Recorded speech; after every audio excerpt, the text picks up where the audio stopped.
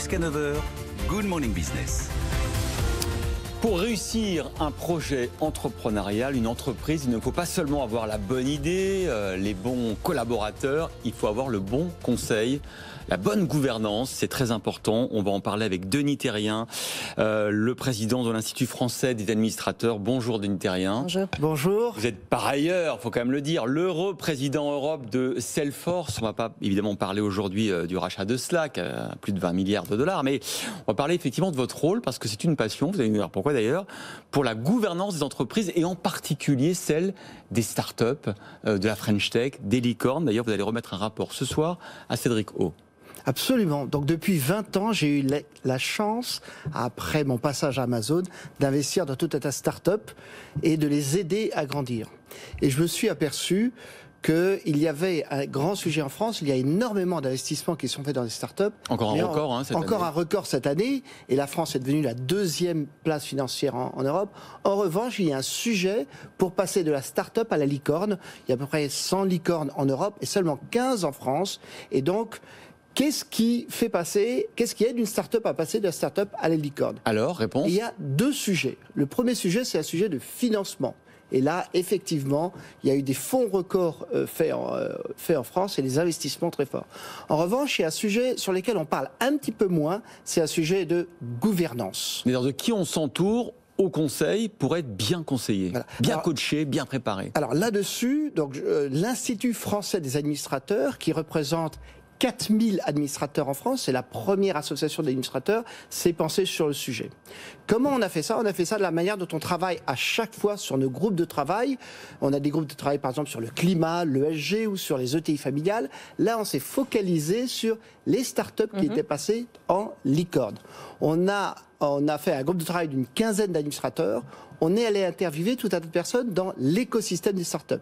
Que ce soit le fondateur de Blablacar, le CEO de Vialet, le fondateur de Deezer, et on leur a demandé qu'est-ce qui les avait aidés, eux, à passer d'une étape à l'autre.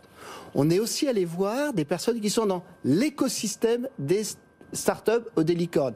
Les fonds d'investissement, par exemple France Digital, AD Invest, et aussi des personnes qui sont par exemple profs à HEC ou des avocats. Et qu'est-ce qu'il en est ressorti? Qu'est-ce que c'est que cette formule, entre guillemets, cette formule magique pour passer de la start-up à la licorne en termes de gouvernance? Alors, il y a 3 éléments. Premièrement, la gouvernance, ça s'apprend. Ce n'est pas inné. Et ce que l'on conseille, c'est rentrer dans l'acceptation d'une bonne gouvernance dès le début. C'est-à-dire accepter que d'autres, que des tiers, que des gens qui ont un regard extérieur aient aussi leur avis sur votre entreprise. Absolument. Et pour un créateur d'entreprise, c'est un petit peu l'aider à ce qu'on regarde son bébé d'une manière différente. C'est ça. Et alors qu'il a mis toutes ses économies, toute son énergie dedans, c'est d'un côté une preuve de confiance, mais aussi d'humilité. Là, il ne faut pas qu'ils disent de quoi je me mêle. Voilà. Donc, on conseille de commencer par exemple d'abord par un comité stratégique, puis un advisory board, et après un conseil. Ça, c'est la première chose, ça va s'apprendre.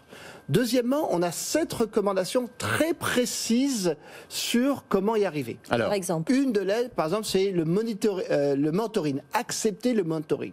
Et il y a 2 types de mentoring. Il y a le premier mentoring qui est une personne dans le conseil qui va aider le dirigeant finalement à passer ses étapes, à accepter ses fragilités et à amplifier ses opportunités. Il faut beaucoup d'humilité en fait. Mais aussi, il y a un mentoring que se fait entre pairs. Il y a des groupes de start-up, par exemple le groupe Le Galion, qui ont sur WhatsApp, ils échangent énormément d'informations.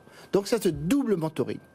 Le deuxième, c'est l'indépendance, avoir dans son conseil quelqu'un qui est indépendant. Et on voit ça c'est à travers toutes les gouvernances, que ce soit les start-up ou les ETI familiales, avoir une personne qui est indépendante, soit du management, soit des investisseurs, qui est important.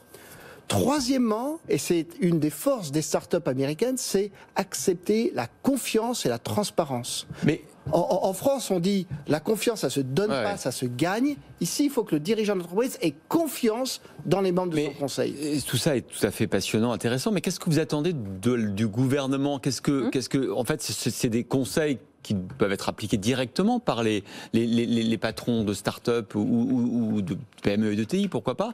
Pourquoi est-ce qu'il faut une intervention du gouvernement? Qu'est-ce que vous en attendez? Il ne faut pas une intervention du gouvernement, on travaille main dans la main avec le gouvernement. Mais qu'est-ce que vous attendez de Cédric O, par exemple? Au sein de l'Institut français des administrateurs, on aide le gouvernement à diffuser aussi les bonnes pratiques de gouvernance. Donc quand Cédric O va après parler ou aider des startups, je pense qu'il va leur dire c'est important d'avoir du financement, mais c'est aussi important d'avoir une bonne gouvernance. Ça va conditionner le financement justement, ou est-ce que c'est juste consultatif? Alors pour les fonds d'investissement, c'est absolument une des conditions, et d'ailleurs beaucoup de fonds d'investissement demandent les rapports des derniers conseils, des derniers conseils d'administration ou conseils de surveillance. Une dernière question d'actualité, puisque vous êtes président de l'Institut français des administrateurs. Selon vous, qu'ont pensé les administrateurs de Carrefour de l'intervention du gouvernement et de Bruno Le Maire qui les a empêchés de faire leur boulot, c'est-à-dire de regarder la proposition de Couche-Tard? Nous pensons que le conseil d'administration est maître dans la décision d'une société privée. Ça n'a pas été le cas. Chacun après sa responsabilité, mais là-dessus, il y a le conseil d'administration est maître de l'avenir de son entreprise, et c'est ça que nous défendons aussi. Et c'est pour ça que ce soir, donc nous recevons le ministre. Je suggère à tout le monde d'aller sur le site de l'Institut français des administrateurs et de s'inscrire.